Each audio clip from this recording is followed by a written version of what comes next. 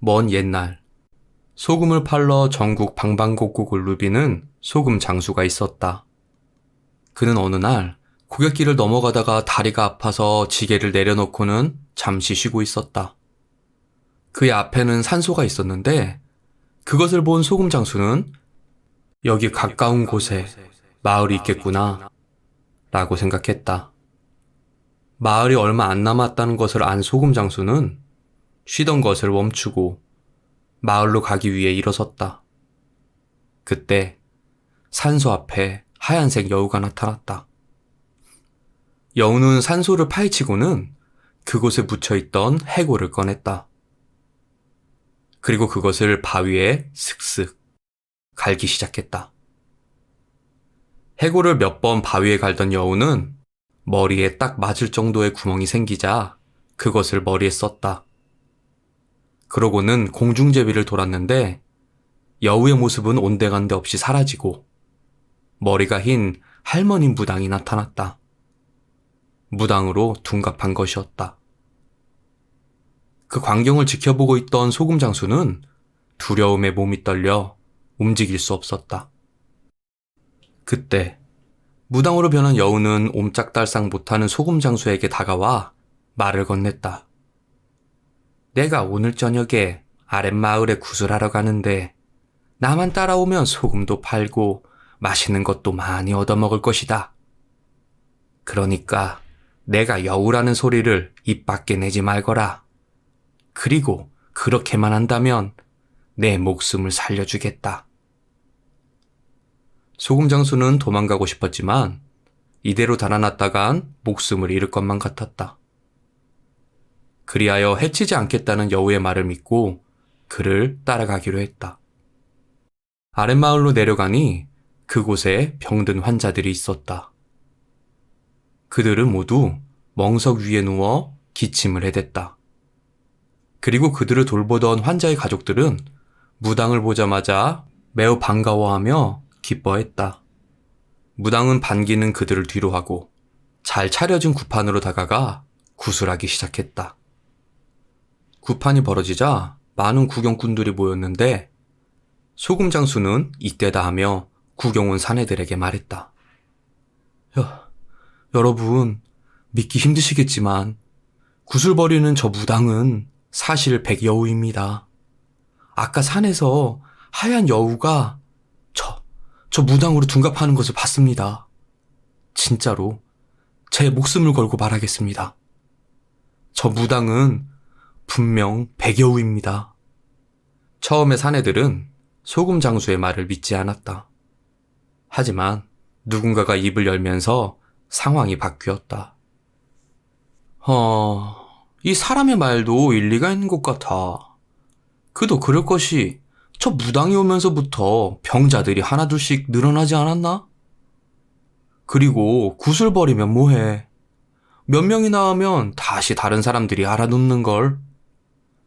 어쩌면 사람으로 변한 여우가 구판을 버린다는 핑계로 사람들에게 저주를 걸은지도 몰라.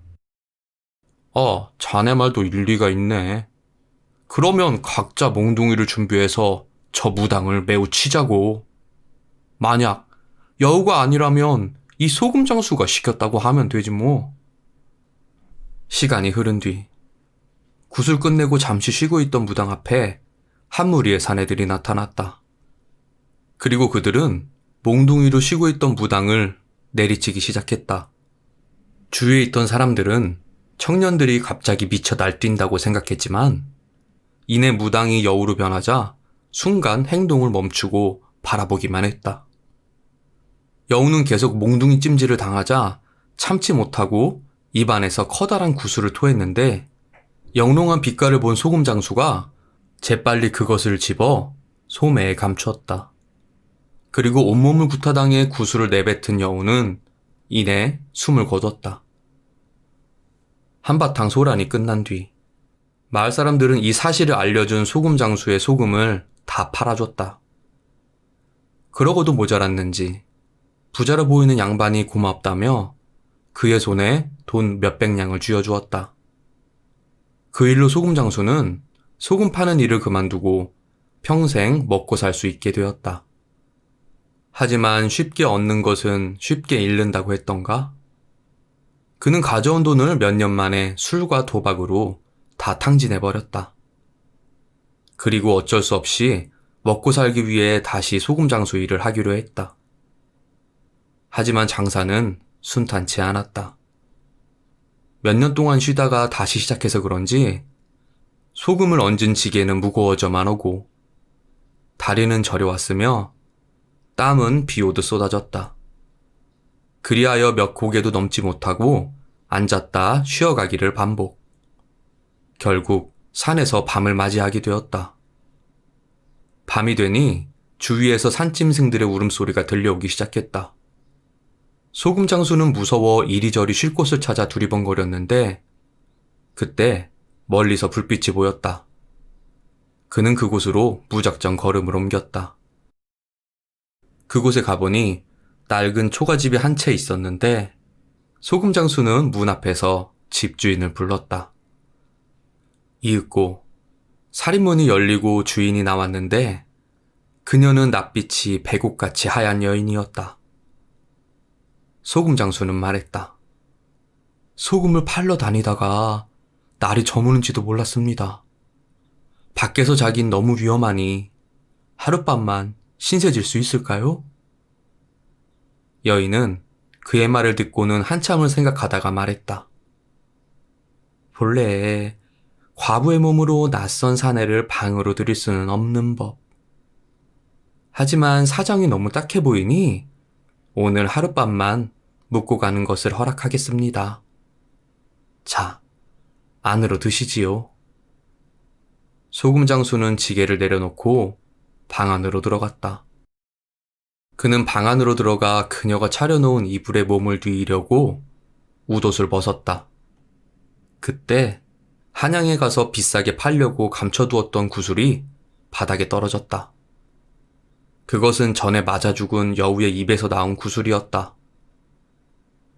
여인은 구슬이 떨어지는 소리에 그곳으로 고개를 돌렸고 그것을 보자마자 얼굴이 험악하게 일그러졌다. 그러고는 어느새 소금 장수의 앞으로 다가와 그의 목을 조르면서 말했다. 네가 그 소금 장수구나. 약속을 어기고 내 남편을 죽게 만든 놈. 네가 약속을 깨트린 덕분에 마을 사람들의 몰매를 맞고 죽어버렸지. 조근조근하지만 분노의 찬 목소리. 그녀는 계속 말을 이어나갔다.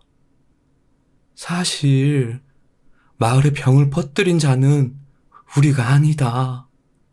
그들은 밭을 개간하기 위해 산을 태우던 화전민들이었고 그것은 곧 산신령의 분노를 일깨우고 말았지.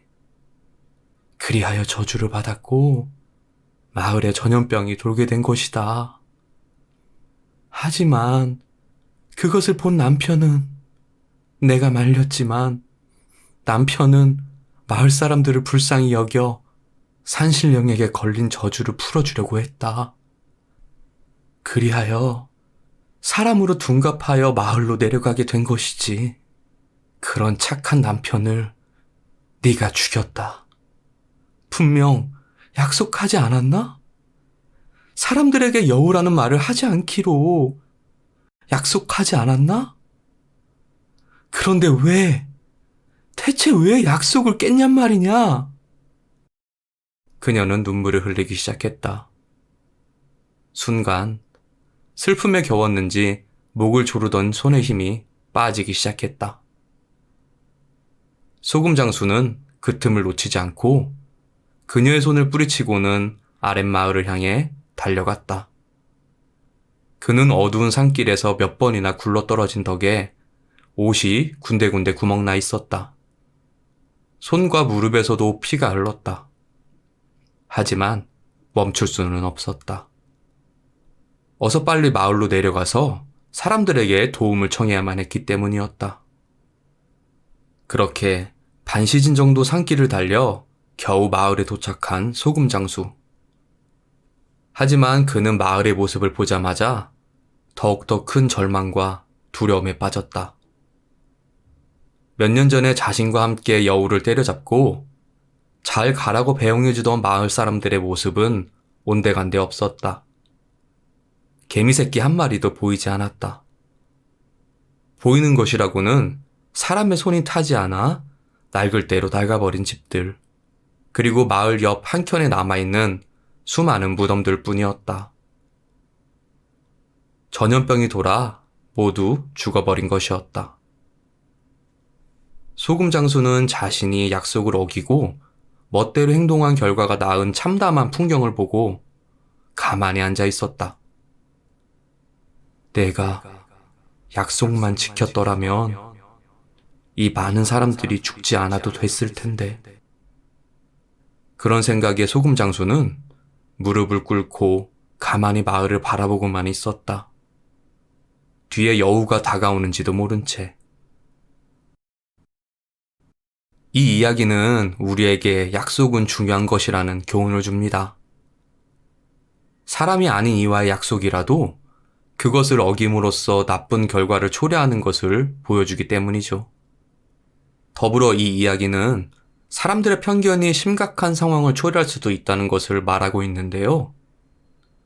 결국 저주를 풀어주려고 했음에도 여우라는 이유로 맞아 죽고, 그로 인해 전염병이 돌아 마을 사람들이 모두 죽었기 때문입니다. 마치 나비 효과 같죠? 만약 무턱대고 여우에게 몽둥이를 휘두르지 않았다면 최소한 병으로 모두 죽는 안타까운 일만은 벌어지지 않았을 거라고 생각되네요. 이상 달빛 이야기였습니다. 항상 행복하세요. 감사합니다.